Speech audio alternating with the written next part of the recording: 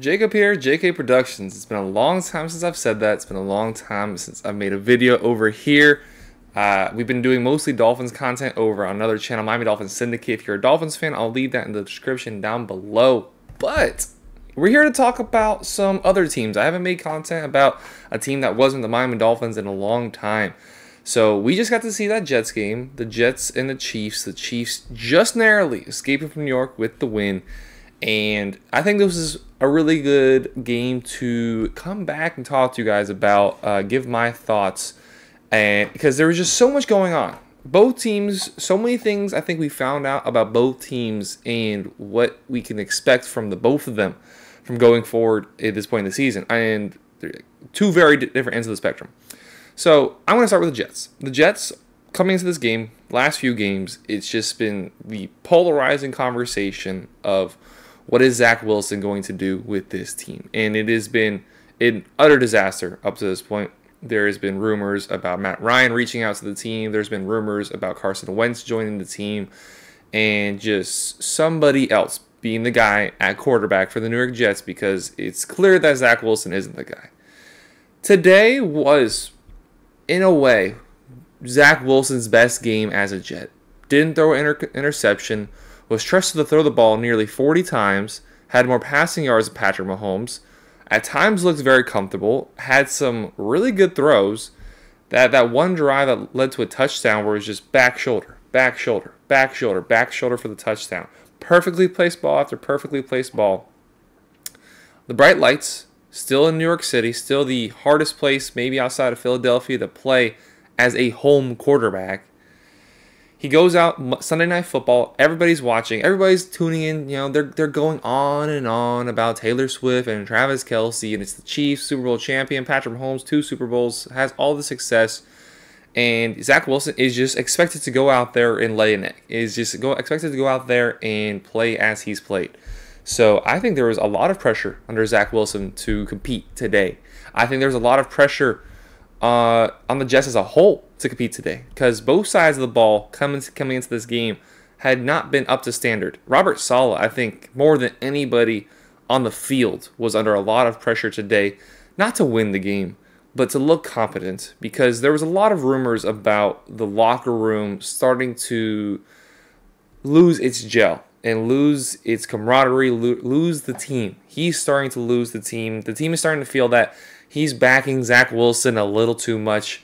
He's not giving him the same treatment that he would give a linebacker, that he'd give his left tackle, that he'd give anybody else on the team. They're feeling Zach Wilson is not playing up to the standard that he is, expected to as a starting quarterback for the New York Jets. He's not playing up to that standard, and he's also just being given this unlimited leash, this large runway to go out and just play bad. And Zach Wilson, to his credit, handled that about perfectly tonight, as well as you could, going into a situation where you probably weren't going to win and you still didn't end up winning. Zach Wilson handled the lights very well. He looked comfortable. He looked competent.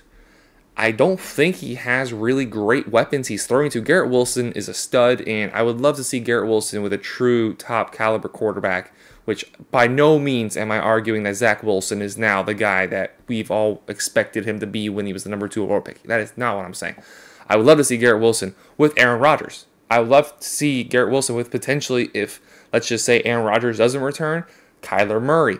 A quarterback out there that is in flux that could end up with a different team. I would like to see him with a very talented quarterback that can get the ball with success. You look past that, though, Randall Cobb is just an old man walking around.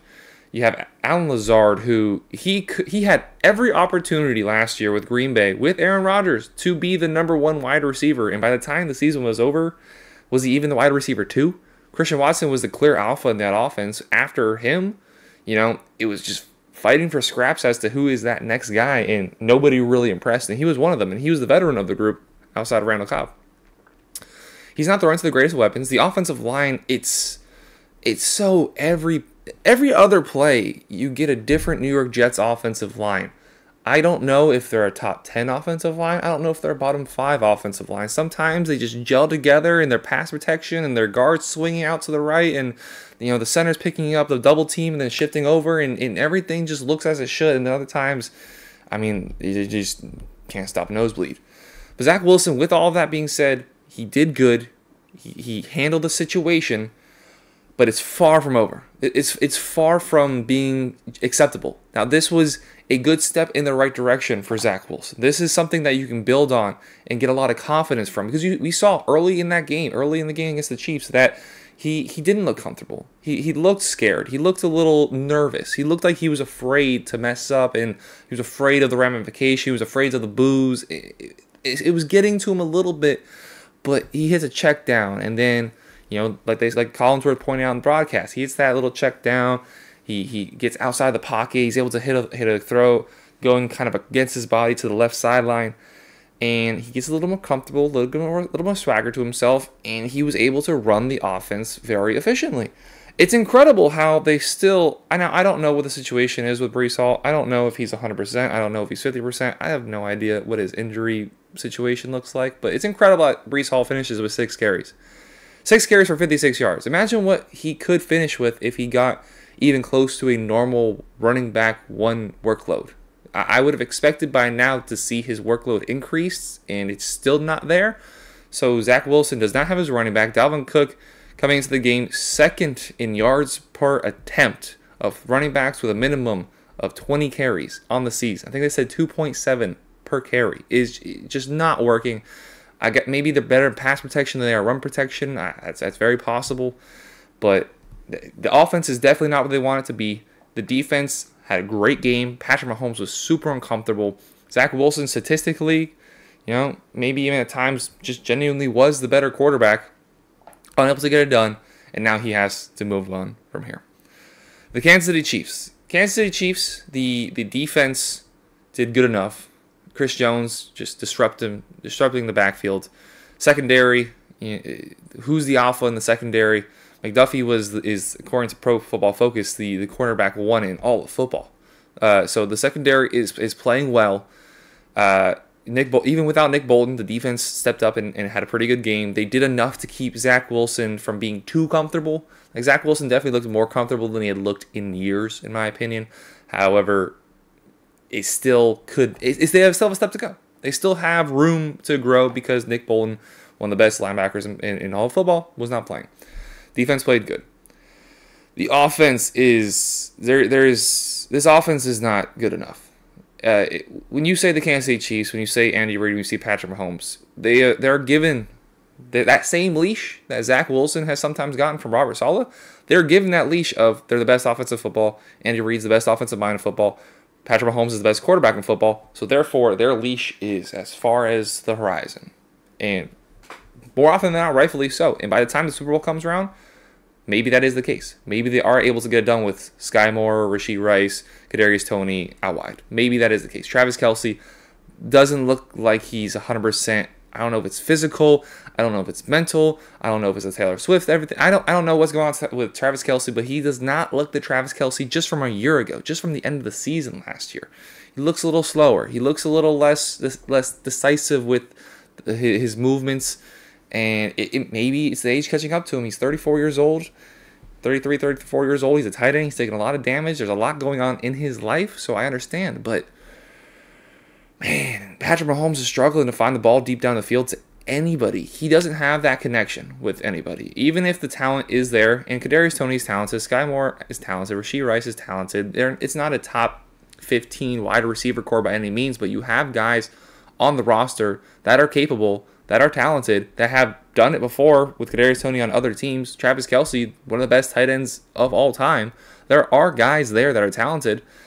The rapport is not there. The comfortability to just sling it and trust that ball is going to land where you want it to be, and your receiver is there going to be underneath it to catch it.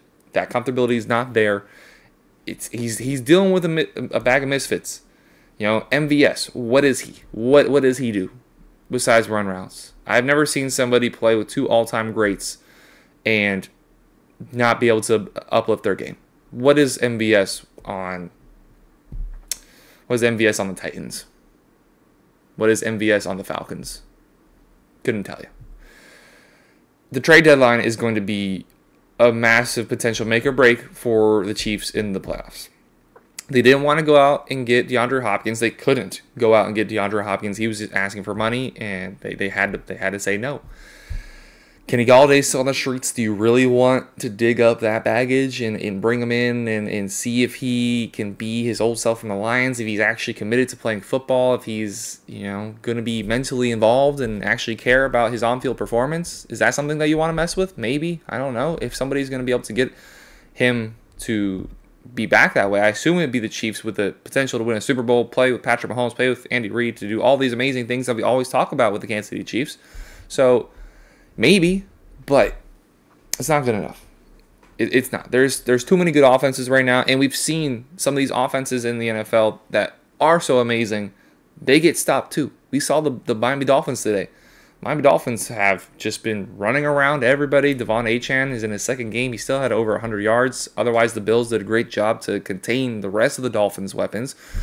But the Dolphins are doing tricks and schemes that feels like nobody's really seen before, and teams are still finding a way to put a shield over it and contain it and not let their explosive players go out there and flourish. The Eagles, week in, week out, this Eagles team does not look like the Eagles team last year. I mean, Devonta Smith had a great couple first weeks, and last 2 weeks, not so much. A.J. Brown, not so great the first 2 weeks. These most recent 2 weeks, has been playing great. DeAndre Swift looks like a much bigger upgrade on Miles Sanders. Jalen Hurts does not look like he wants to run the ball as much. There's so many great pieces there, great offensive line, and the Commanders took him to overtime.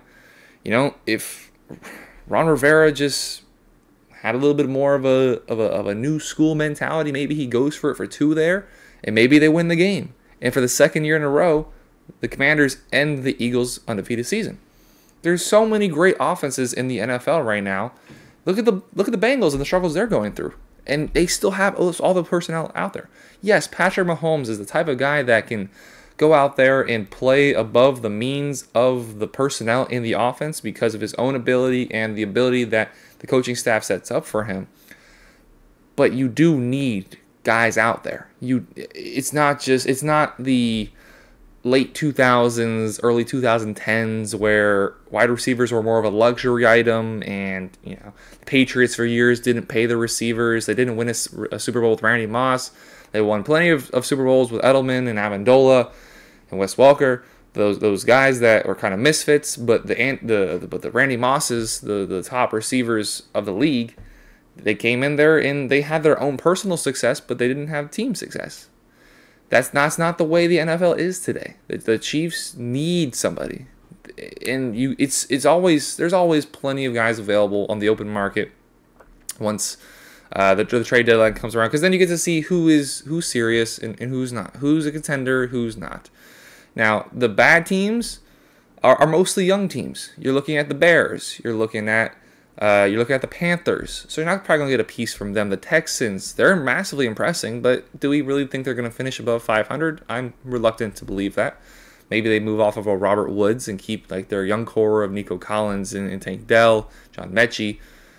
But there is pieces to be found. The unfortunate thing is the only other team that's really in that sphere as things stand is a team within your own division. Do you really see the Broncos trading Courtland Sutton to the Chiefs? Jerry Jeudy to the Chiefs? Marvin Mims, a rookie?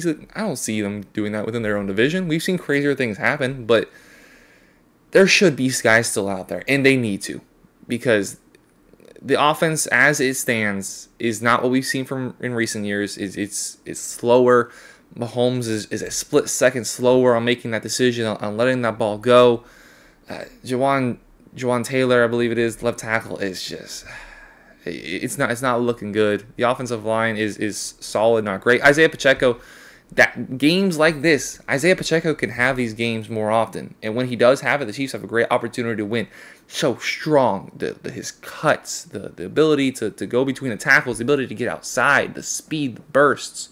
He's not going to provide much in the receiving game, but you have the opportunity to then go and better that. Pacheco, it was so fun watching him run today. He wants every single yard. I love it. I love it. 7th round guy playing, just around from where he grew up, and it was just a monstrous game from Pacheco. But you need more weapons around. I still feel great about the Chiefs. They're the Chiefs. They're going to make the playoffs. Solid chance at the number 1 seed. And there's a solid chance that I'm just babbling. And by the time the Super Bowl comes around, they do just fine. And they go 1, 2, 3. There's a very solid chance that happens. However, better chances if they go out and get one of those guys I mentioned. Find a piece out there. Find who's in it. Find who's not in it. Say, hey, 3rd round pick. Just dabble in the air. Who wants it? What are you going to give me? Because what's that 3rd round pick to the Chiefs versus another piece that they potentially add to the Super Bowl? It's a great game. Next week we got Cowboys and Niners. That should be fun. But my first time back here in JK Productions. Again, if you guys are Miami Dolphins fans, go over to Miami Dolphins Syndicate, my YouTube page. I don't know if I actually did shout that in the beginning. Maybe I did, maybe I didn't. I forgot by now. If I hadn't, I now run a Miami Dolphins channel. And if you're a Dolphins fan, please click down there, subscribe over there. We cover Miami Dolphins all the time. But over here, you will get my mostly non-biased takes and opinions.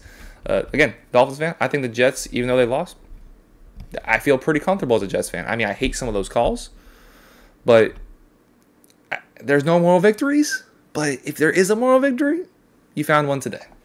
So with that being said, felt good to be back. Feels very comfortable to be back here speaking with y'all.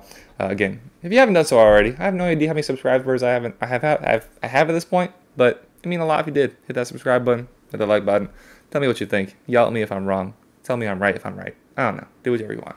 Thank y'all very much for watching. Have a great rest of your day. Take care, everybody.